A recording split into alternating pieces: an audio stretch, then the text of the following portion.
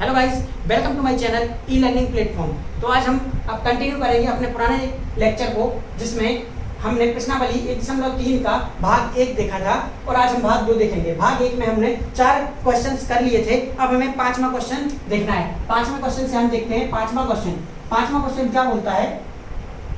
5वां क्वेश्चन में क्या है? इन्होंने बोला है 1/17 को दशमलव रूप में लिखना है और ये देखना है कि इसके कितने अंक की पुनरावृत्ति हो रही है। ठीक है, कितने अंकों की पुनरावृत्ति हो रही है और किससे करना है? विभाजन विधि से करना है। ठीक है, विभाजन क्रिया से। तो अब हम देखते हैं, विभाजन क्रिया सब लोग जानते हैं लगभग। ठीक है, थोड़ा सा जल्दी रहेगा। ठीक है, थोड़ा स्पीड रहेगी इसमें क्योंकि सबको आता है, इसीलिए। ठीक है, 17। ठीक है, चूंकि ये इससे 17 से छोटा है तो हमें क्या करना पड़ेगा? इसको एक यहाँ पे एक जीरो लिखेंगे, यहाँ जीरो लिखेंगे तो यहाँ आ जाएगा 1 दशमलव। ठीक है, अब फिर भी हमने देखा कि जीरो लगाने के बाद भी ये 17 से छोटा है तो एक जीरो और आएगा और यहाँ पे एक जीरो और रखेंगे। ठीक है, अब हम 17 में एक ऐसी संख्या का गुणा करेंगे जो कि 100 से छोटा रहे लेकिन 100 के बहुत पास रहे। ठीक है, तो हमने करा कितने का? 5 का किया तो कितना आया? 85 आया। कितना बचा?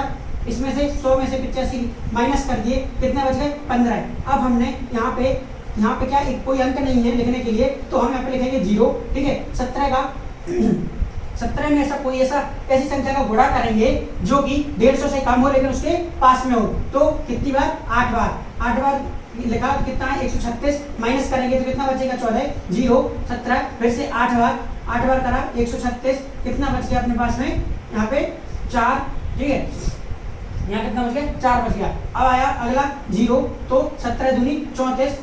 ठीक है, आपको इसके ये 17 की टेबल तो आनी चाहिए। ठीक है, तो कितना बच गया? 6। ठीक है, 0 ना कितनी बार जाएगा? 3 बार। 51 17 × 51 कितना बच गया? 9। 0 कितनी बार जाएगा? 5 बार। 17 × 85। ठीक है, कितना बच रहा है? 5 बच रहा है। फिर से 0 कितनी बार? 2 बार। ठीक है, 2 बार तो कितना हो गया? 34 हो गया। ठीक है, कितना बच गया? 16 बच गया। ठीक है, 16 तो 0। अब 17 नंबर 153 9। ठीक है, तो कितना आया? 153। कितना बच गया? 7 बच गया। ठीक है, फिर आया 0। अब हम इसको यहाँ पे तो हो ही पाएगा तो यहाँ लिख लेते हैं इसको। ठीक है, कितना आया? 70। कितनी बार? 4 बार। 17 चौके 68। ठीक है, कितना बच गया? 2 बच गया। कितना आया? 0 कितनी बार पढ़ेंगे? एक बार। इस तरह का पहाड़ एक बार पढ़ेंगे। 17 एकम 17 कितना बच गया? 3। फिर से 0 कितनी बार जाएगा? एक बार। 17 एकम 17 कितना बच रहा है? 13। ठीक है, अगला क्या आया? 0। ठीक है, तो 17 कितनी बार? 7 बार। कितना आया? 119। कितना बच गया? 11। अगला 0 लिखा 0 कितनी बार जाएगा? 6 बार। ठीक है, तो कितना आएगा? 102। कितना बच रहा है? 8। ठीक है, अगला क्या है? 0। ठीक है, 17 चौके 68। ठीक है, कितना आया? 68। कितना बच गया? 12। ठीक है, क्या आएगा? 0 कितनी बार जाएगा? 7 बार। 17 7 119। ठीक है, कितना बच रहा है? 1। ठीक, हमारे पास में स्टार्टिंग में क्या था? 1 है और स्टार्टिंग में क्या था? 1 था। ठीक है, तो अब हम ये देखते हैं कि जैसे ही हम यहाँ से आगे बढ़ेंगे, यहाँ एक चीज देखो कि जो हमारा क्या बोलते हैं रिमाइंडर था, मतलब कि शेषफल था, जो शेषफल आ रहा है वो वही शेषफल किससे मैच करने लगा? किससे समान हो गया? 1 से, जो कि हमारा भाज्य था। ठीक है, तो हमें करना क्या है कि ये देखा हमने। अब हम आगे बढ़ेंगे, जैसे ही हम इसमें अगर 0 रखेंगे तो यहाँ क्या आएगा? 0 आएगा। ठीक है, अब यहाँ पे 0 आ जाएगा। एक 0 तो हम ऐसे रख सकते हैं क्योंकि छोटा है तो ऐसे 0 रख सकते हैं। एक और 0 रखेंगे तो यहाँ आगे आ जाएगा क्या? 0। अब हम देखेंगे 100 हो गए तो फिर से हम 5 बार पढ़ेंगे। 5 बार फिर आएगा। फिर उसके बाद में कितना? यही चीजें फिर से रिपीट होने लगेगी। ठीक है, तो अब हम यहाँ से देखते हैं कि ये चीजें पहले 0 आया, फिर 5 आएगा, फिर 8 आएगा, फिर 8 आएगा, फिर 2 3 5 2 9 4 1 1 7 6 4 7। उसके बाद फिर से 0 आएगा। तो ये बार बार रिपीट होगा, ये कभी भी पूरा नहीं विभाजित होगा। तो हमने ये देखा कि ये बार बार रिपीट होगा। ऐसी संख्या हम पहले पढ़ चुके हैं। ऐसी संख्या को क्या बोलते हैं? अनवसानी आवर्ती। क्योंकि इतने नंबर इस नंबर का कि बार बार पुनरावृत्ति हो रही है। ठीक है, तो अब हमें क्वेश्चन में क्या पूछा था कि हमें अंक बताने हैं, कितने अंकों की बार बार पुनरावृत्ति हो रही है। तो हम काउंट करेंगे 1 2 3 4 5 6 7 8 9 10 11 12 13 14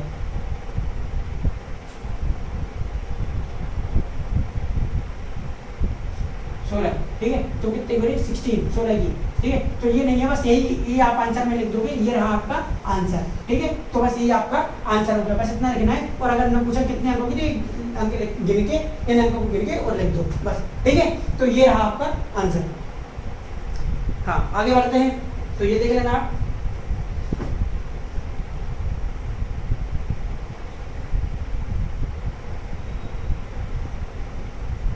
ठीक है, अब आगे बढ़े, अगला क्वेश्चन देखते हैं।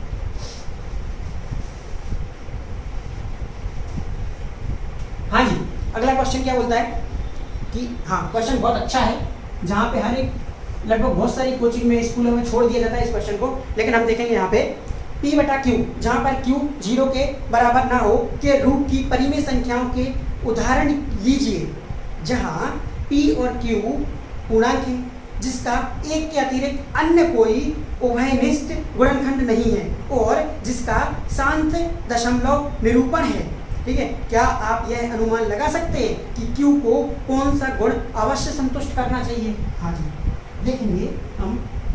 इनने बोला है कि कोई P बटा Q के रूप में कोई भी संख्या का उदाहरण, परिमेय संख्या का उदाहरण लीजिए। मैंने लिखा 2/5, इसके गुणनखंड होंगे 1 और 2, और इसका क्या होगा 1 और 5 बस। तो इनमें से एक के अलावा कोई भी गुणनखंड कॉमन है क्या? कोई भी गुणनखंड सेम है क्या? नहीं दिख रहा ना, कोई नहीं है, क्योंकि इसके गुणनखंड होंगे 1 और 2।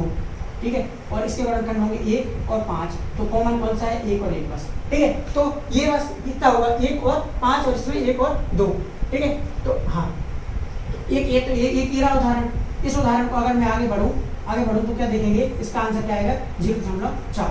अब इनने ये भी बोला है कि शांत स्वभाव है। हाँ भाई, शांति है, शांत स्वभाव मतलब शांत स्वभाव, शांत है कि क्या बोलते हैं, इन्होंने बोला है कि शांत दशमलव निरूपण है। ठीक है, तो शांति का है, ये क्या है? शांत कौन सा होता था जिसमें बार या तो कोई रिपीट ना हो, कोई सेम नंबर वापस ना आए, या फिर एक ही टाइम पे, मतलब एक ही बार में विभाजित हो जाए पूरा, कोई भी शेषफल ना बचे। तो यहाँ तो कोई शेषफल बच नहीं रहा है, तो ये क्या हो गया? शांत हो गया। ठीक है, अब अगर हम इसका उल्टा लिखें 5/2 भी, तो ये भी क्या हो गया आपका? 2.5 हो गया। ठीक है, अब हम आगे देखें, ये हो गया, तो ये भी शांत है। ठीक है, ये भी P बटा Q के रूप में है। एक और देखें, उदाहरण चल रहा है अभी। एक देखा मैंने 5/3, नहीं, पहले एक चीज देखो, 3/5 देखा। 3/5 क्या हो रहा है? 0.6 हो रहा है। ठीक है, ये भी शांत है, और ये इनके भी कॉमन नहीं है कोई। लेकिन जैसे ही मैंने 5/3 किया, तो कितना आ रहा है? 2.67 आ रहा है।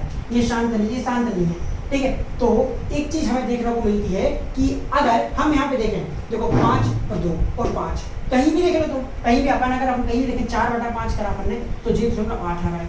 ठीक है, 0.8 आ रहा है। अब हमने देखा 4/7, हाँ ठीक है, 4/7 कर लो।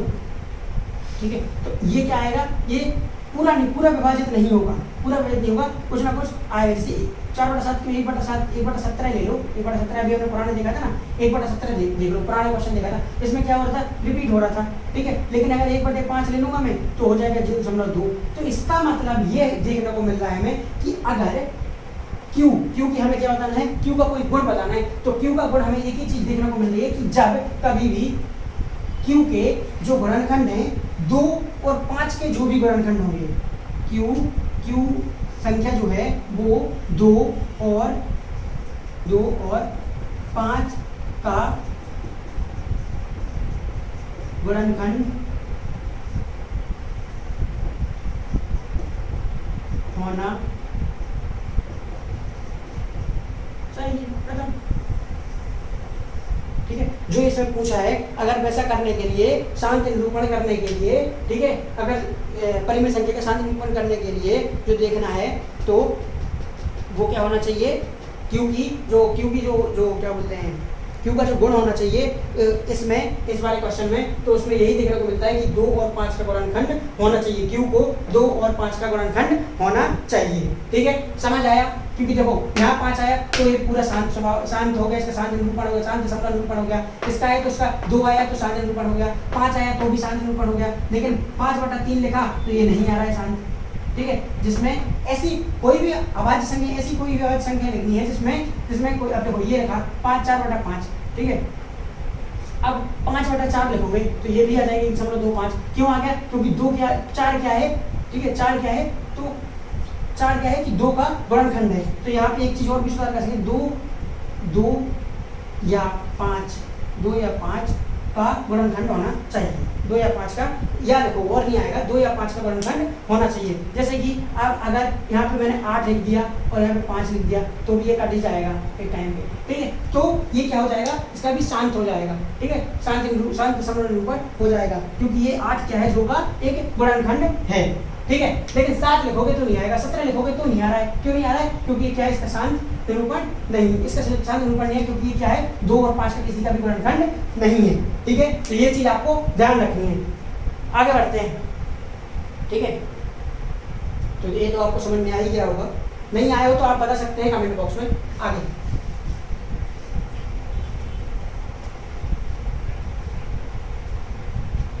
हाँ, तो आगे बढ़ते हैं। हाँ, इनने पूछा है 7वें क्वेश्चन में, ऐसी कोई 3 संख्याएं लिखिए जिनका दशमलव निरूपण अनवसनीय आवृत्ति हो। ठीक है, ऐसी कोई 3 संख्याएं लिखिए जिनका अनवसनीय आवृत्ति। क्वेश्चन है 7वां।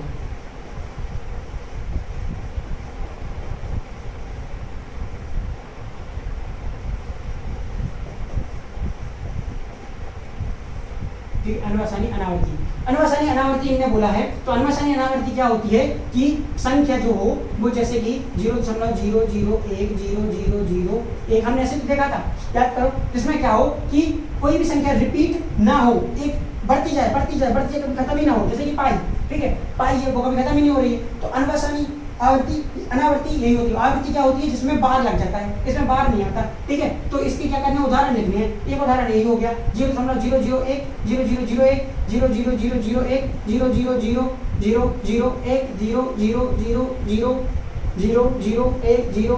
0000001 कुछ भी। ठीक है, तो ये देखते चलिए। ऐसे ही यहाँ पे एक की जगह पे क्या लिख दो? 2 लिख दो, 2 चलने दो, यहाँ पे 2 कुछ भी। यहाँ पे 0.003 लिख दो, 003 ऐसा।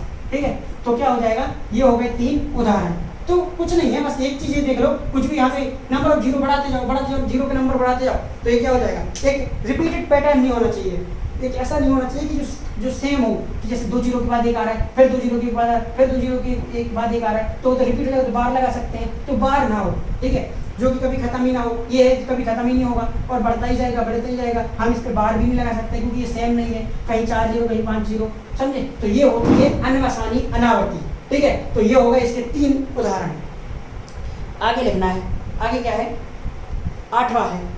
ठीक है, ये हो गया। चलो इसको हटाते हैं। 8वां देखते हैं। ठीक है, आसान है यार, सब कुछ नहीं है, बस देखते चलो आराम से। ठीक है, हाँ, 8वां क्या है? परिमेय संख्या 5/7। सॉरी, हाँ, परिमेय संख्या है 5/7 और 5/7 एंड क्या है? 9/11। 9/11 इन दोनों के बीच की 3 अलग अलग अपरिमेय संख्या। अपरिमेय संख्या अभी मैंने उदाहरण किया था, उस वाले लेक्चर में उदाहरण देखा था अपन ने। ठीक है, तो उदाहरण में क्या देखा था? इनमें अपरिमेय संख्या निकालनी है, तो 5/7 का दशमलव रूप क्या होगा? 5/7 का दशमलव रूप क्या होगा? वो होगा 7 7 7 49। पहली बार तो छोटा है तो 0 दशमलव। ठीक है, अब कितना बचा? 1 बच गया, 7 एकम 7। ठीक है, ऐसे करके देख लेना आप। यहाँ 5 रखा, यहाँ 7 रखा, ये छोटा है तो 0.0 7 7 49, 1 बच गया, 1 कट गया, 0 7 एकम 7। ठीक है, 7 1 3 आ गया, 7 चौके 28। ठीक है, तो कितना हो जाएगा? 28 हो जाएगा। कितना बच गया? 2। यहाँ पे कितना हो जाएगा? 0 7 2 14। ठीक है, 14। कितना बच गया? 6 बच गया। यहाँ पे आ जाएगा 0 7 7 7 8 56, 8 आ जाएगा, 56 आ जाएगा, 4 बच जाएगा। ठीक है, इतना लिख लिया अपन ने। ठीक है, तो ये हो गया इसका मान 0.74718 और भी कुछ होगा पता नहीं। ठीक है, आगे देखते हैं। यहाँ पे कितना है 9/11। हमने क्यों नहीं लिखा, क्योंकि हमारा इससे ही काम चल जाएगा ना यार। ठीक है, आगे देखा हमने 11 और ये आएगा 9। ठीक है, तो अब देखो यहाँ पे 0 छोटा है तो 0 आ जाएगा। 11 8 88, 2 बच गया 0, एक बार 11 9 0 11 8 88। ठीक है, तो फिर से एक आएगा, तो क्या आएगा 0.818181, तो 0.81 पर 12 सीधा ये लिख दो। ठीक है, तो इसका कितना आ जाएगा 0.81 पर 12। ठीक है, अब देखो ये क्या है, अब हमें इन दोनों के बीच में 0.71 और 0.81 के बीच की अपरिमेय संख्या निकालनी है। तो देखो ना कितनी निकालनी है, इन्हें 3 बोला है, तो यहाँ 3 देखो जो कि 0.71 से बड़ी हो। ठीक है, तो 0.71 4 से बड़ी हो, 0.71 से तो 0.75। ठीक है, 0.05 0.0005 0.0006 0.0007 8 जो भी करना है कर दो। ठीक है, एक ये हो गई अपरिमेय संख्या। क्या है, हमें ये चीज पता है कि जो भी संख्या अनवसानी अनावर्ती हो तो वो कुछ भी आंख बंद करके बोल दो कि वो एक अपरिमेय संख्या है। तो मैंने क्या किया, मैंने ये नहीं देखा कि अपरिमेय संख्या है कि नहीं, मैंने एक संख्या जो कि 0.714281 से बड़ी है और 0.818181 से छोटी है, और उसका मैंने जो अनवसानी अनावर्ती जो है उसकी वो वाली संख्या मैंने लिख दी, जो कि कभी रिपीट नहीं हो रही है, जिसकी कभी पुनरावृत्ति नहीं हो रही है। तो वो क्या हो जाएगी, अनवसानी अनावर्ती हो जाएगी, और अनवसानी अनावर्ती एक अपरिमेय संख्या होती है। ठीक है, तो ये चीज तो समझ आ गई। ठीक है, एक हो गया। दूसरा 0.716 लिख दो। ठीक है, ये क्या है 8 से तो छोटा है। ठीक है भाई, ठीक है, तो 0.006 0.00006 0.00001 0.02 कुछ भी लिख दो। ठीक है, ये क्या हो रहा है, बढ़ता जाएगा अनंत तक बढ़ता जाएगा। ठीक है, तो ये क्या हो गई। तीसरा 0.717 0.007 0.00007 0.0000275 कुछ भी लिखते जाओ, अपने मन में जो भी आता है लिखते जाओ। तो ये क्या हो जाएगी, अपनी तीसरी संख्या हो जाएगी। ये क्या है, तीनों संख्याएं अनवसानी अनावर्ती है। अनवसानी अनावर्ती जो संख्या होती है वो एक अपरिमेय संख्या होती है, हमें सोचने की कोई जरूरत ही नहीं है। ठीक है, तो अब आगे बढ़ते हैं। ये थे इसके 3 उदाहरण क्वेश्चन नंबर 8 के। ठीक है, अगला क्वेश्चन हम देखते हैं क्वेश्चन नंबर 9। ठीक है, इसका ये सबसे अच्छा तरीका है, आसान तरीका है। ठीक है, यही देख लेना। हम आगे बढ़ते हैं। हाँ जी, अगला क्या है, बताइए 9वां, बताइए कि निम्नलिखित संख्याओं में से कौन कौन सी संख्याएं अपरिमेय और कौन कौन सी संख्याएं परिमेय हैं। ठीक है, परिमेय अपरिमेय बताना है। फर्स्ट क्वेश्चन क्या बोलता है, वर्गमूल 23। अब सबसे पहले एक चीज देखिए, क्या आपको पता है 23 का वर्गमूल क्या होता है, पता है? नहीं ना पता। अगर हम इसके फैक्टर निकालेंगे, गुणनखंड निकालेंगे, तो गुणनखंड क्या आ जाएगा, 1 और गुणा 23, बस। इसके अलावा इसके कोई गुणनखंड ही नहीं होते। ठीक है, तो इसका मतलब क्या हुआ कि इसका कोई भी क्या है, इसका कोई वर्गमूल नहीं है, और जिस संख्या का कोई वर्गमूल नहीं होता है तो वो क्या हो जाती है, अपरिमेय संख्या हो जाती है। ठीक है, तो ये क्या हो जाएगी, अपरिमेय संख्या हो जाएगी।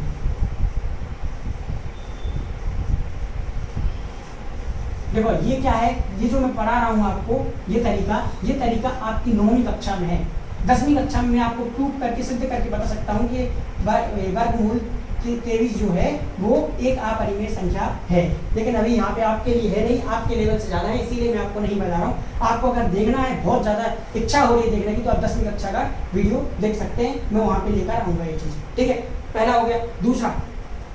दूसरा क्या दिया हुआ है, वर्गमूल 225। वर्गमूल 225। अब वर्गमूल 225 के इसका वर्गमूल आपको वैसे पता होना चाहिए, जो कि 15 का वर्गमूल होता है, वो 15 एक परिमेय संख्या है, इसीलिए ये क्या हो जाएगी, एक परिमेय संख्या हो जाएगी। ठीक है, अब कैसे है ये चीज देखो, इसके क्या करना, गुणनखंड निकाल लेना 225। ठीक है, ये क्या है, 3 से कट जाएगा। ठीक है,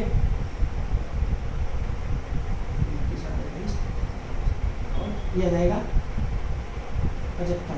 ठीक है, अब क्या है, फिर से 3 से कट जाएगा, ये हो जाएगा कितना, 25 हो जाएगा 5 से और ये हो जाएगा 5 से, ठीक है। तो 225 के ये हो जाएगा वर्गमूल, ठीक है। यहाँ हो जाएगा वर्गमूल गुणनखंड लिख लो 3 गुणन 3 गुणन 5 गुणन 5, ये दोनों का ग्रुप बन गया, ये दोनों का ग्रुप बन गया। ये हो जाएगा 3 का वर्ग गुणन 5 का वर्ग, ठीक है। वर्गमूल के अंदर इसको लिख लो 3 गुणन 5, इसका वर्ग वर्गमूल के अंदर।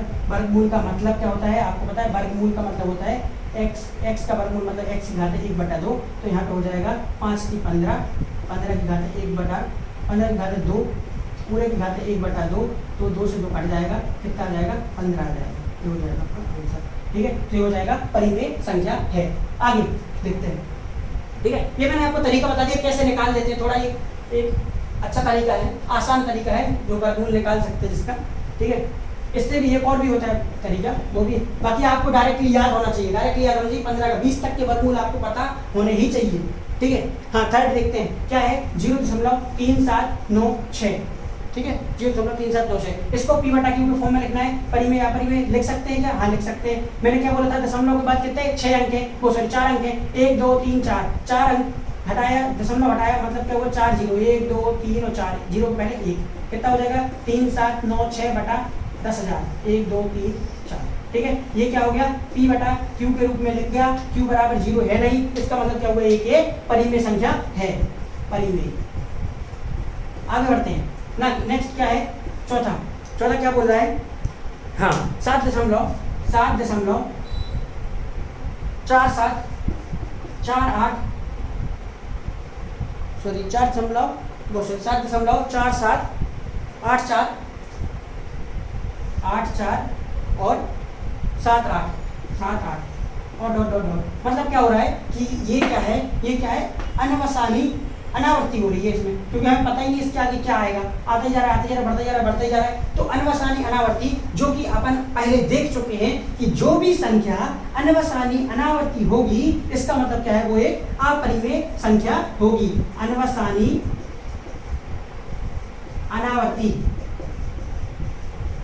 अनावर्ती का मतलब ही होता है अपरिमेय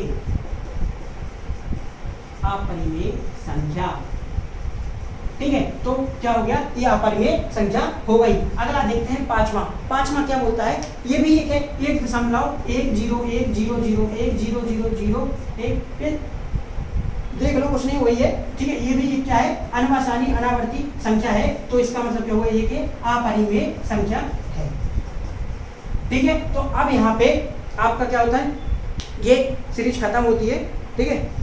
ये 1.3 प्रश्नावली खत्म होती है, ठीक है। अब हम आगे लेकर आएंगे, आगे का लेक्चर जल्दी ही मिल जाएगा जिसमें अपन 1.4 प्रश्नावली को कंप्लीट कर लेंगे, ठीक है। ये चीज़ आप लोग देख लेना, आप कहीं पे भी कोई भी डाउट हो तो आप लोग कमेंट बॉक्स में मेरे से बाकायदा डाउट पूछ सकते हैं। और आपके लिए टेलीग्राम चैनल है, टेलीग्राम चैनल की लिंक आपको डिस्क्रिप्शन में दी हुई है, तो आप उससे टेलीग्राम का चैनल भी ज्वाइन कर सकते हैं। उसमें भी आपको क्या मिल जाएगा, उसमें भी आपको डाउट, जो भी आपका डाउट रहेगा उसका सोल्यूशन आपको मिल जाएगा। Okay, bye bye, take care.